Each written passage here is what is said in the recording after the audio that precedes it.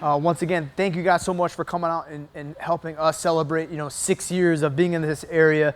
Even having some of my kids that started in the small building 6 years ago, now here joining us with the adult seminars, like as an instructor, as somebody that's been, intentionally planning this pretty much my whole life. Like I couldn't be happier with this end result. So once again, thank you guys so much. Jeremy, floor is yours. Some of the things that I'm going to show are a little bit of advanced basics, meaning you may have a flavor of this before, but I do it a little bit differently. We're on the same page. Okay. I want to start off. Does anyone here that's like, I don't really get choked. Choking isn't really work on me that well. You got any of those? No? Okay. All right, Greg, can I use you first, big guy? There was a bunch of hands down. Yeah, come on. All right. I get choked all the time, guys. Hey, but just lay down, mount bottom for me. All right. We're going to work on a progression of techniques, but just because I've taught this content enough, I understand that I'm going to teach like move 4 first, and then we're going to break away from this, and you're going to be like, well, that was weird, but it will all come back. Does that make sense? All right. I want to look at the basic cross-collar choke, and there are 2 things that are important about all chokes. Grip depth and wrist orientation. Does not mean deep grip. It just means that we want that bone on the outside of the artery, and sometimes people grab too deep and they're not actually choking. They're on the muscle in the back of the neck. And so grip depth and wrist orientation. Everyone got it? Most people don't know how to cross collar. So the first thing that we're going to do is I want you to get your hand, and I want you to place the knuckles all the way down on the floor. Does this feel tight yet?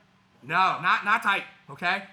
But what you notice is with my thumb up, that the top of my bone here is facing away from the artery.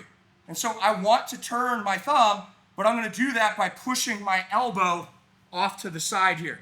Is this choking you? You can't see over there, but the wrist actually isn't even touching his neck, okay? So next thing I'm going to do is I'm going to bring my body out. I'm going to put my head on the floor. You can see that my arm is completely straight.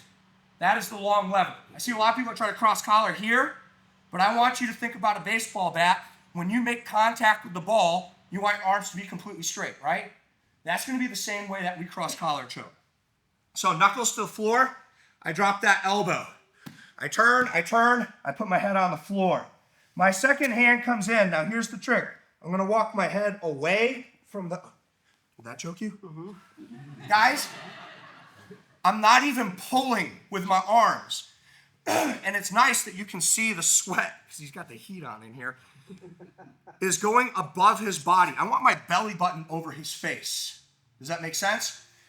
When you look at it from the side, when I finish, my hips should be far in front of my knees. I should be like a blanket across them. So knuckles to the floor, I'm off to the side. I don't want to get bridged, right? If he's going to bridge me, he's going to bridge me towards the trapped arm. Hand, head. You can't bridge me now. Hand comes to the inside. I'm walking, my head. This one didn't even touch that side of the neck. But is it choking you? Oh, yeah. Right?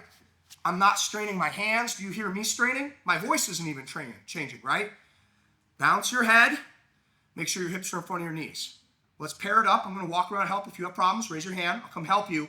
Like I said, this is a little bit. This is like the 4th move, but we're teaching it first. It'll make sense in a little bit, okay? Let's get it. 1, 2, 3. How can I tell from over there if you have weight on your partner? The knees and the hips. If my hip is behind my knee, then I don't have any weight. I can't get down. When I start to straighten my legs back, now I know that he's carrying my weight. Him bridging me this way is a completely different feeling than here. I am masking the transition of placing my head on the floor to bring my whole body up and over. Who acknowledges that high mount here is better than down here?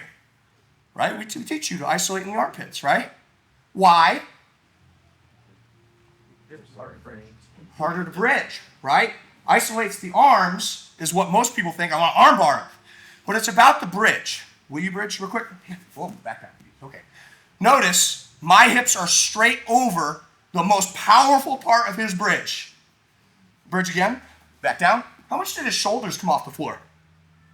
0, guys. So when I'm putting my head out, a lot of you are coming to this position right here, and I'm looking at the relationship, and you're going like this, and the person on bottom's playing the game. You're going, yep, you're tapping me. That's good. Guys, when I come here, I don't want to get bridged. I'm off, right? I'm off to the side. When I come out to the side here, I put my head on the floor. Go ahead and bridge me up. Now this hand comes in. Oh, I can't even get it on the side of the neck. I'm walking. Oh. That feels different, right? Yeah. Did you feel like you could bridge me off? No. Guys, this is okay. This is better, bridge. Right? Like, you're so worried you're going to get bridged off, and you're like, well, I got to be back. No. Go all the way up. They're going to bridge you off, get a hand in the collar, and choke the snot out of him. Way up. Make sense? Let's get it. 1, 2, 3. All right. You got a volunteer? Cool. Will you lay flat on your back? Yep. You don't need your belt. Don't matter. Throw off a second. There you go. So a good training partner will lay flat on their back right here. They're going to take their hands and protect their jaw. Perfect. Okay. So now we're going to look at a knee cut. Knee cuts are great because they're simple, they're to the point, and they have posture. And so I'll see a lot of people that they'll get in here and they try to take control of legs, and that's fine, just not what we're working on right now.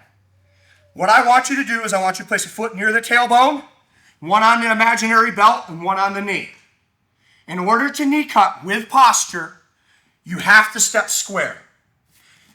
You have to step square because you cannot thrust with your hips with your legs staggered. Watch the difference.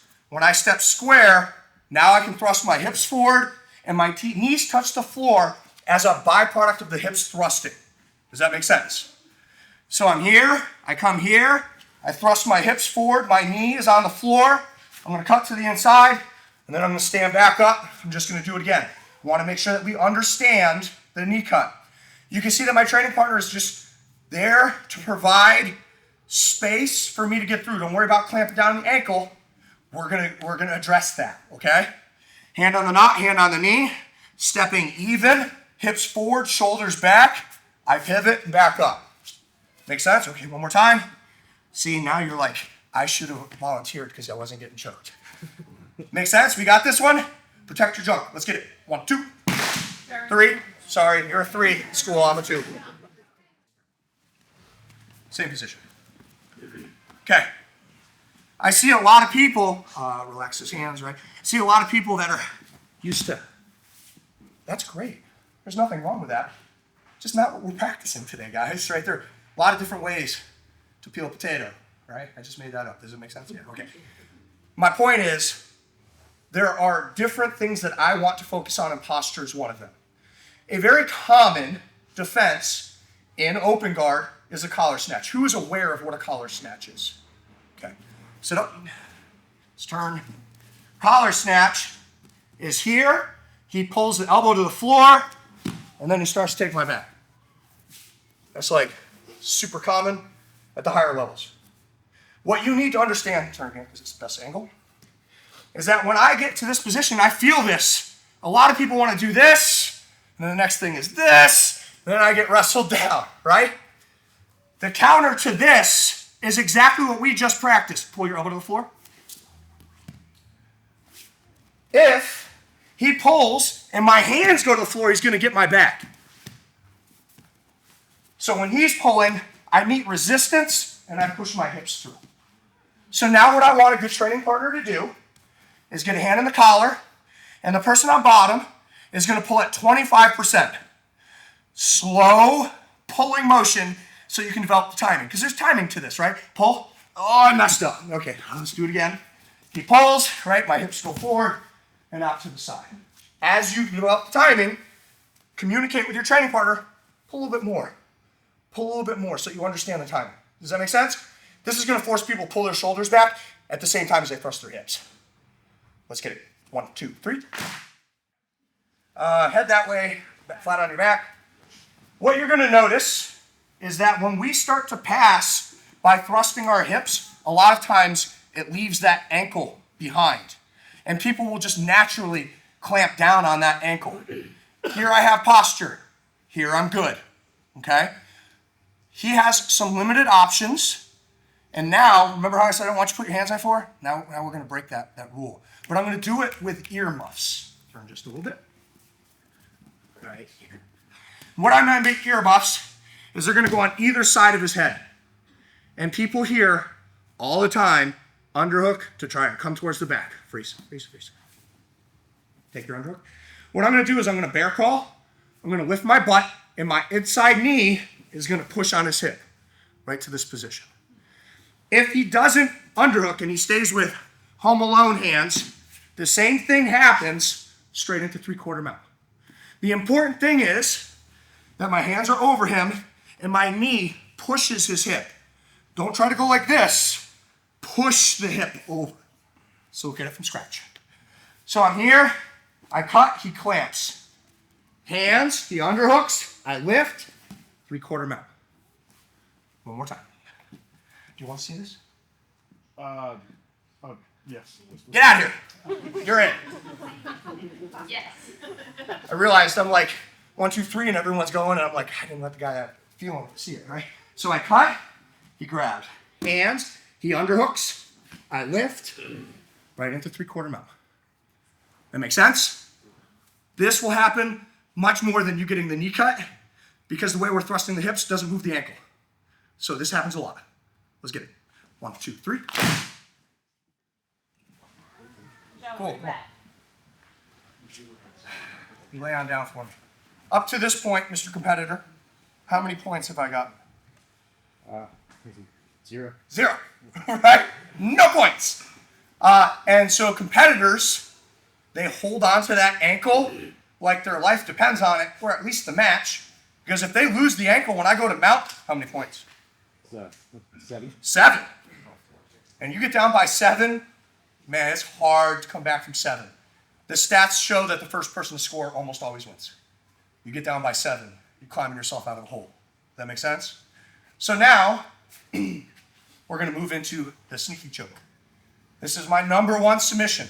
Some of you are going to recognize some aspects of it, but the way that I enter into it makes it tight. Everyone knows how to cross collar? Guys, we just did it. I hope you know how to do it. Okay. Be nice with this. The higher you go in the ranks, the harder it is to make grips. Your grips, you live and die by your grips. What you're going to notice is that when I get to this position right here, and he has his hands in, all right, let go, that this is nearly impossible because he's bucking and shrimping and bridging, and he's got his hands protecting his collar. Does that make sense? We're all on the same page for that. Okay. So now, I cut, he grabbed, right? Hand, I come up and over top. I'm going to take 4 fingers and place it in the collar, right here. It is very difficult for him to stop that. Do you see this, right? I'm not squeezing hard. Now, I can't get the other side of his neck. If I try to do the first move that we did, he has my ankle. Watch, you ready? I bear crawl and I turn. Oh no. This is going to be like one of the tightest chokes he's ever felt, guys. It's tight, isn't it? Super tight. The trick here is the ridge. A lot of you will have your hand like this. Can you see my hand? What did I tell you the 2 important things about a choke? Wrist orientation and grip depth. How deep am I? There's no way I can get deep here. Now, that's deep. And when I turn those knuckles, you feel what it does to this, right? That's what, ease up. The knuckles. I need to see the knuckle ridge. You see that? One of the other cool parts about this is when I come here, there's no knuckle ridge, right? Watch. Oh, hey, cool. There will always be some gi to grab here. I'm going to bring my elbow together, and then I'm going to lift my elbow here. Guys, you want to talk about tight? This is what I do to people that are like, Chokes don't work on me. I'm like, okay. Right? From scratch. So I'm here, I cut. Oh, you got me, right? My hands come up, push them over. 4 fingers in. My hand tight? Oh, no, not yet. I lift, my knee pushes him back. Now it's tight. 4 fingers, clap, pull. Do you want to see this? That was your out. One more time. Right hips, right up, over to 3/4 mount. 4, use that knee to push him back. Control, clap, and here. It's one-handed choke. This doesn't do anything. Braces and pulls. Let's get it. 1, 2, 3. Thank you. So here's what I want a good training partner. Will you come here? All right. So he cuts, I clamp, right? I underhook, he goes over. Oh man, he gets his 4 fingers. When he starts to turn back, go back. I want to turn up on my side just like this. Turn. Some of you are doing this, and that's literally the next move, okay? But for right now, a good training partner, chase your underhook. And you see how he has that posted? And this, open this knee into my hip. Yes, this is where you want to catch him. Posture, go get it. Yeah. But for right now, a good training partner comes up on their side. We're going to solve the problem of people that don't follow you up. But the reality is, with that arm across the inside, they have what looks like and feels like a clear pathway to the back. If they sit up, take your back, it's like a hammer. If they kind of meander, that's going to be the next move. Also hammer, but we got to get this first, okay? Let's get it. 1, 2, 3. So now, what was the first thing we worked on today? Cross-collar choke. Cross-collar choke from? Mount. Mount. Not everybody comes up. Come on, I like to get choked, okay? Right. Here's the reality. I have developed, like I always say, I have a lot of practice with what I'm showing you today, a lot. And I know what the common defenses are because I have success with it, and then they go, well, not that again, right? Like, so I'll get here, right? Oh, I cut. They're good. They underhook. Okay, cool. I get here, and they know what's up, right? So when I cut to the outside, yeah, he doesn't come up. He sits down like that, right? And I'm like, well, I can't get that. So what I'm going to do is I'm going to bring my hand over, and then I'm going to bring my head to the floor out here, and then I'm going to do the cross collar like I did before. You okay? Right? Basing on your head is important, and you can use your hands to protect on the transition as well. So a lot of times I'll get into these positions with people, and he doesn't want to come up. That's okay. You can come like this too. Look at my arms completely straight. I come over top. Now when I come here. Guys, why is it worse? Why is it worse now than when we started at the beginning?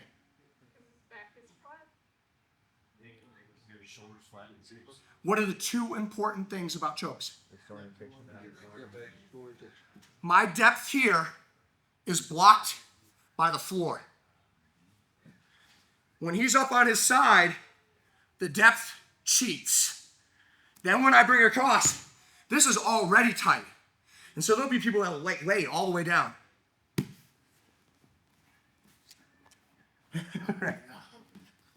It's brutal. And what you'll find is people will freak out, and they'll be like, you can mount me. Okay, I'll take that. Be nice with each other.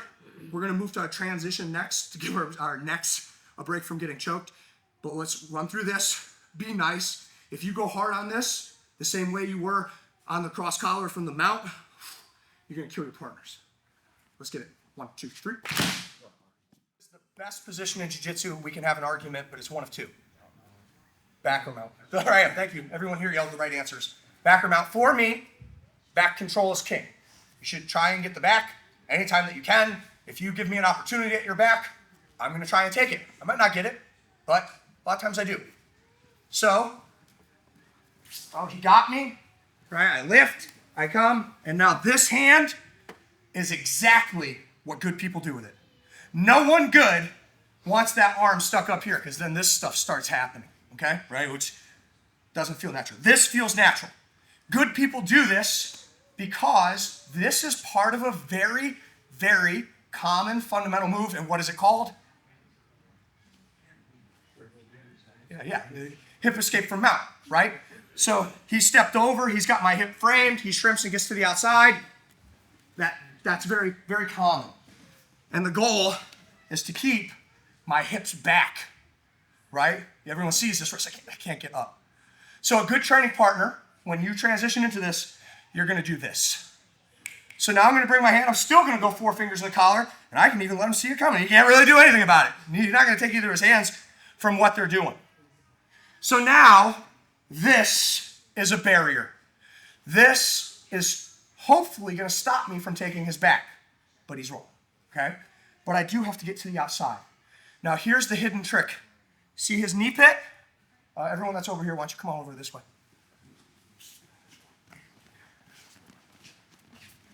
I need my foot to catch his bottom knee. I'm going to do it nice and slow. Open this just so you can see. I'm going to do it nice and slow. As I turn, it's going to come like this.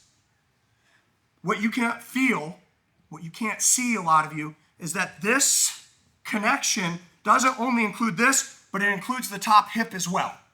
It will allow me to get to the outside of this elbow when I sit and then pull him up and take his back. Yeah.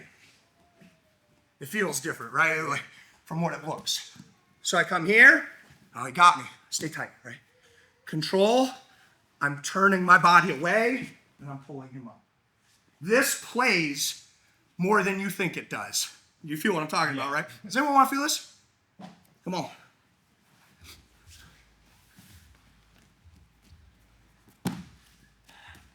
Cut. He caught. Hip up. He blocked. I'm here. He sits to the outside. And I pull him across. A lot of times I won't even put that hook in. I'll play right here.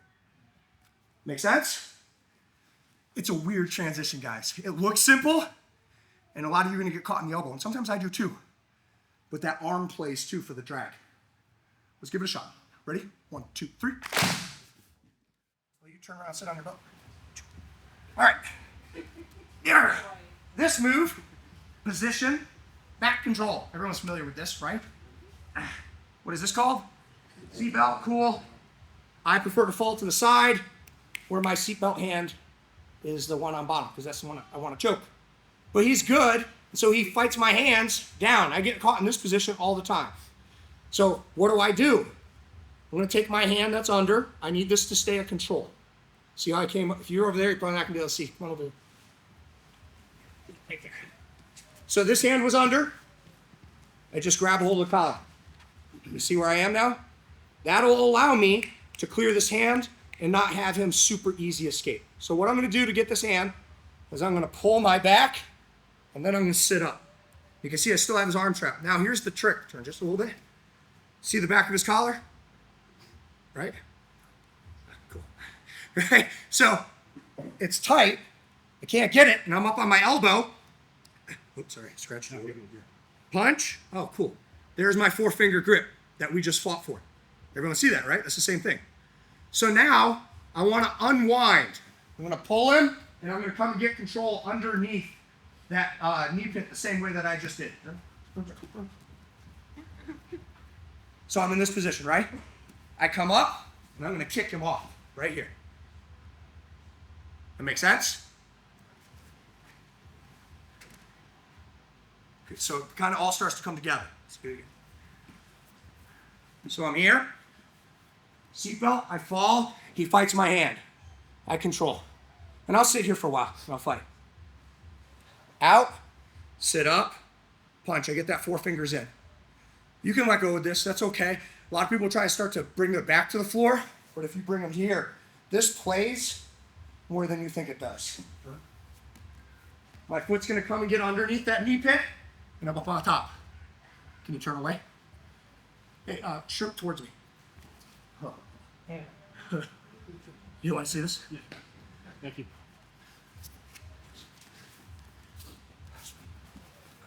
Here.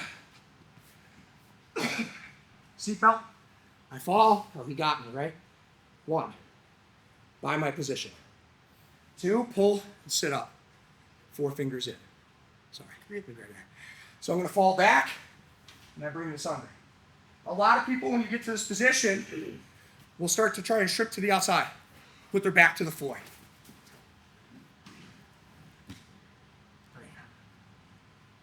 That make sense?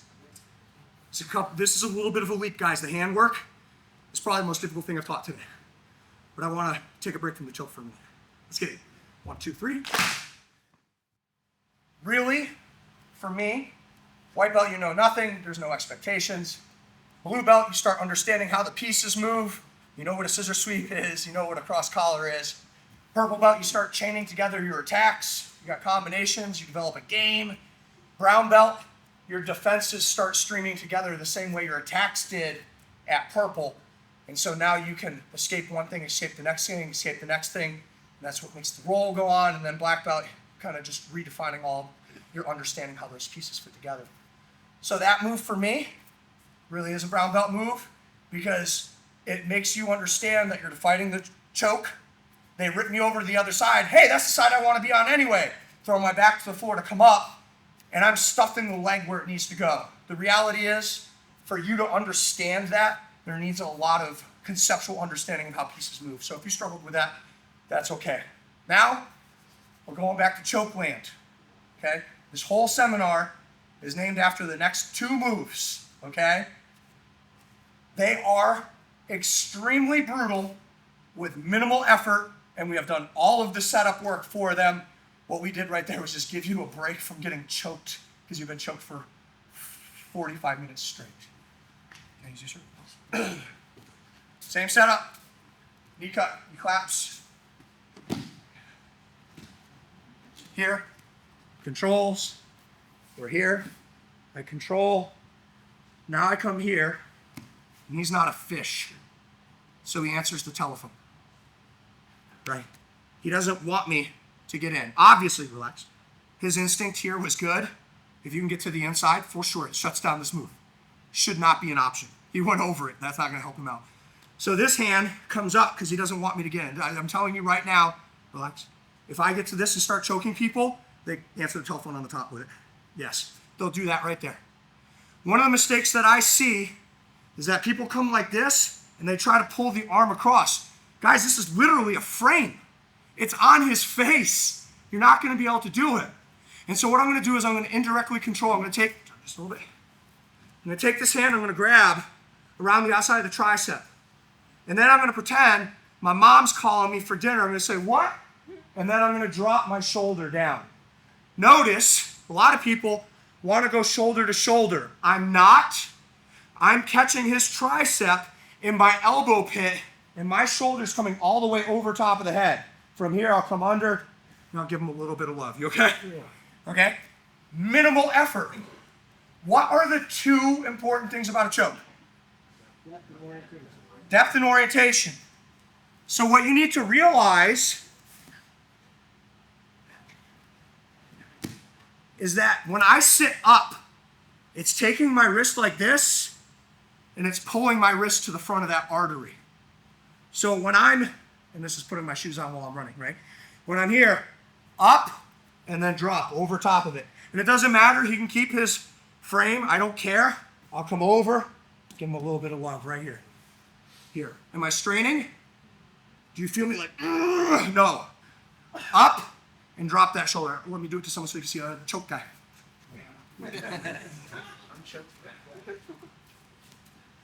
Because it's different than what most people would expect. So I come here, and he's answered. I come, right, I'm bringing my body around, I sit up, and then I'm over. Oh, you okay? Why'd you take your frame out? It was choking the snot out of you. And so when this slides off, I want you here, you'll cup, just a little bit. It was tighter than you expected, right? That was a lot tighter. It's here, like this, and drop the shoulder. Shoulder goes over their head. Their tricep is caught in your elbow pit. Don't try. A lot of people will try and do this, like this. This. Which one's tighter? Right? Not this. This. And my head will come over the floor. Let's give it a shot. Be nice, guys, because it's tighter than you think.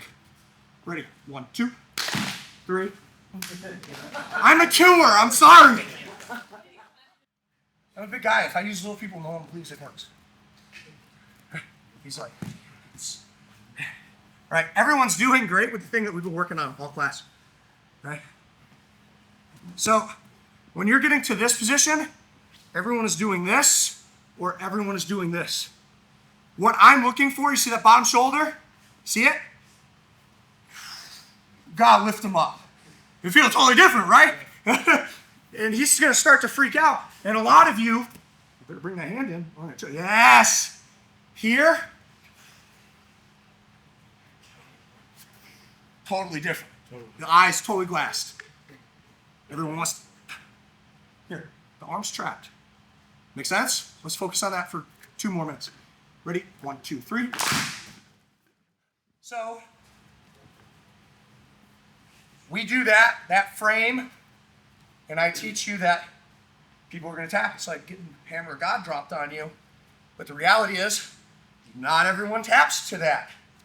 So now, I'm going to teach you the finish that I call the no friend choke. Okay?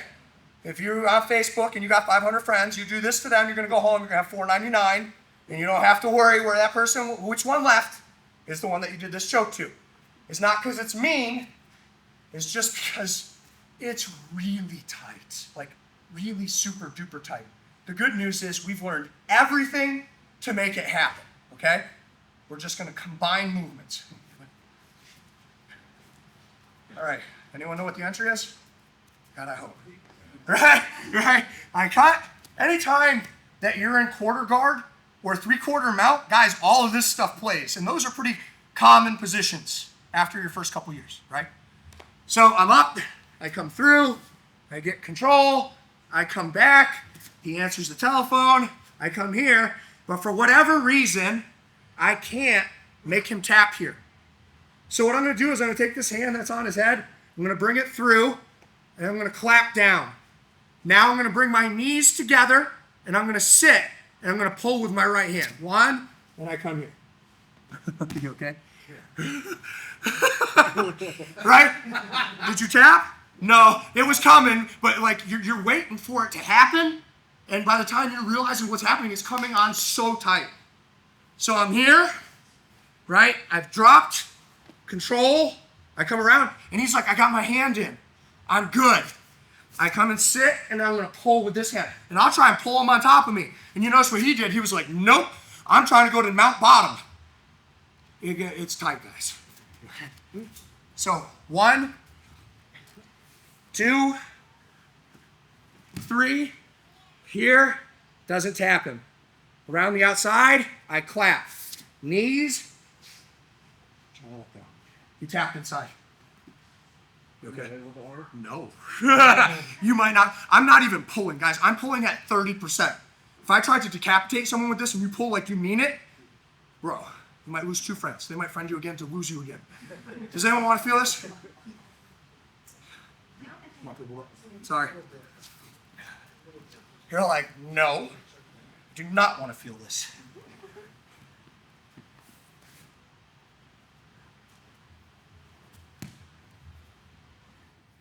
Can't get him.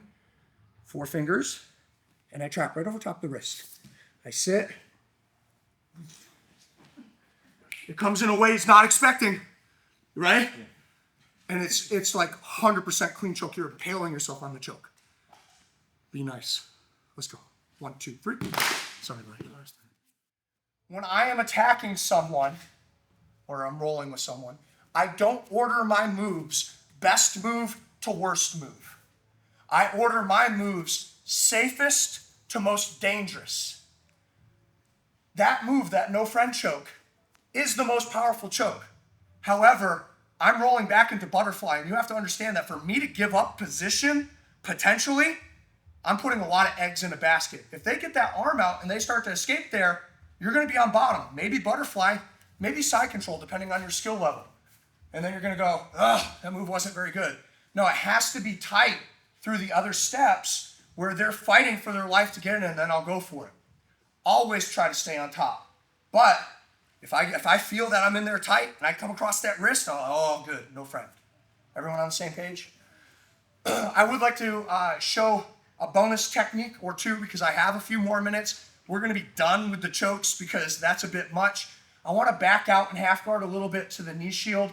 That is something that I have to deal with a lot at my school, and I see it becoming very prevalent, both in gi and no gi. So I want to show you the first move I ever used to tap a black belt. And it's sneaky, it's great. You're going to get people with it once or twice, and then never again. But if you do it in the right setting, once is all you need, and then maybe you get a medal and you go home. That makes sense? Okay, cool. Please, you sir. Will you half guard on bottom? The knee shield. Oh, so frustrating. A lot of different ways to deal with this. I do like the staple gun. I like the folding pass. All these things are great, but I need posture. So the first thing I'm going to do is I'm going to put my hand on the hip, hand on the knee, and I'm going to bring my knee up onto the thigh right here. Everyone see this? Now mom's calling me for dinner, and you notice I didn't push his knee down into my hip. I lifted my hip over the top of the knee. That makes sense? Now here's the trick. Here's the secret sauce, guys. I'm going to rotate this knee back this way. Now my hips are forward, right? Control. I'm going to walk my hips forward and then back into side control. Again. I'm here. My knee's on the thigh. Mom's calling me for dinner. Right? Even if you can't get this down, that's okay. Even if you keep it. The secret sauce.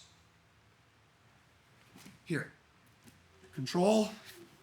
And my hips go forward and then back. You want to see this? That's okay. One more time.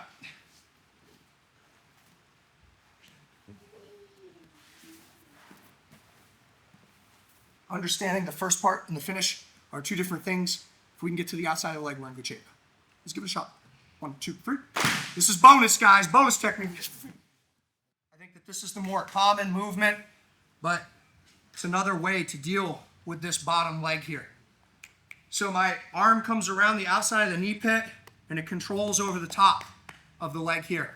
Now I have a little bit of like a crowbar motion. One of the mistakes that I see is that I see people try to do it with the arm. No, the arm goes into place, and then I do it with the body. So I'm here, I post my hand, I'm going to turn my body and drop my hip, and then I'm going to lift my ankle and come over the top of his shin. To the untrained person on bottom, this feels almost exactly back up like this. So I'm going to show you the back angle, because that's the angle, right?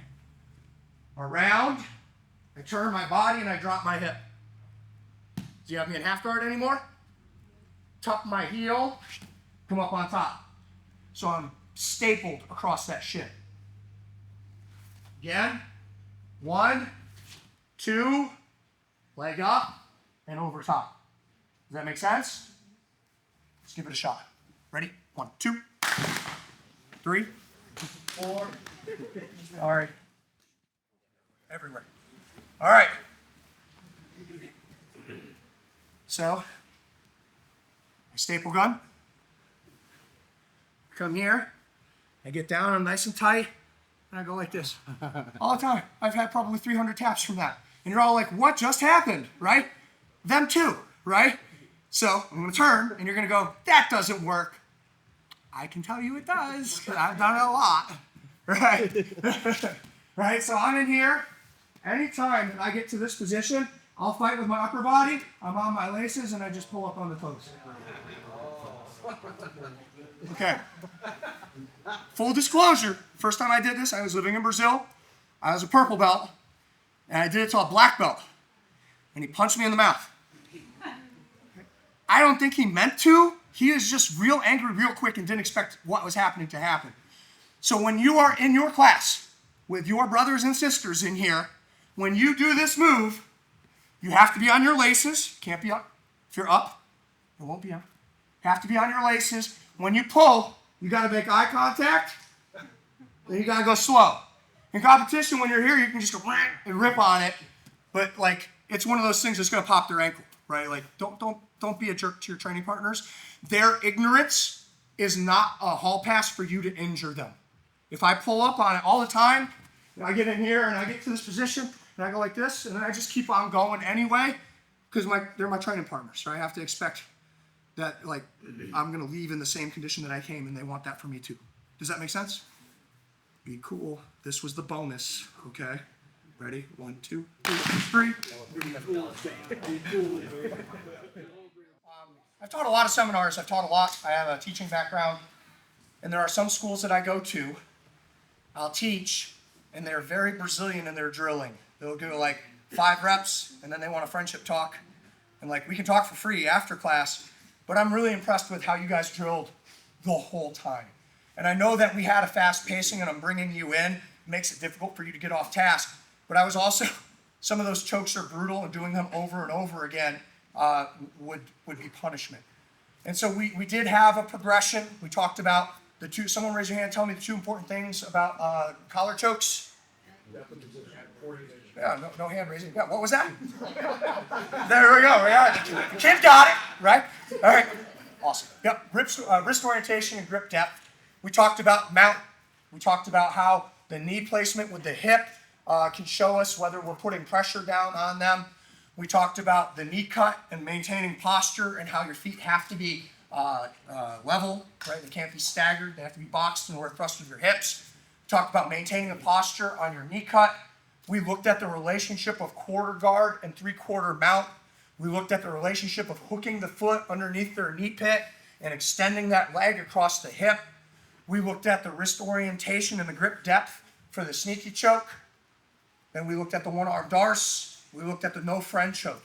Guys, we made a lot of ground today, but if you don't take anything from today except understanding that wrist orientation and grip depth are important, understanding how to thrust with your hips to get through someone's guard, guys, you made your money's worth in that aspect. But for some of the more advanced people that garner a couple little extra things, right, just take what you're ready for, and if you're not ready for it, maybe we'll be next time. Does that make sense?